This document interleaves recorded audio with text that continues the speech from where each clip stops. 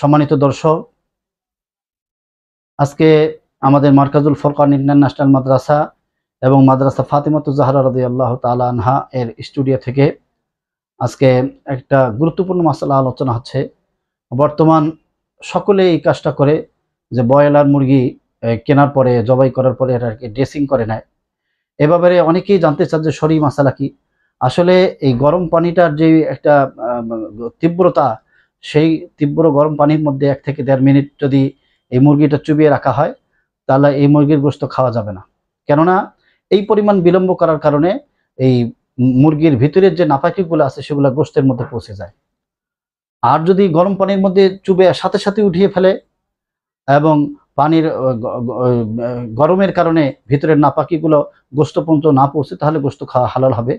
তবে এখানে উত্তম পন্থা হলো যে মুরগি জবাহ করার পরে প্রথমে তার ভিতরে সমস্ত নাপাকিগুলো বের করার পরে পরিষ্কার পানি, পরিষ্কার গরম পানিতে যদি সেটাকে ড্রেসিং করা হয়, তাহলে এটাতে খাওয়াতে কোনো দোষ নাই এবং এটা খাওয়া অবশ্যই জায়েজ আছে সন্দেহাতীতভাবে। তবে অবশ্যই খেয়াল করতে হবে যে গরম পানি দিয়ে ড্রেসিং করবে, সেই গরম পানিটা যেন পূর্বে অন্যান্য মুরগি যাতে ড্রেসিং করা হয়েছে সেই পানি না হয়, নতুন পানি হয়।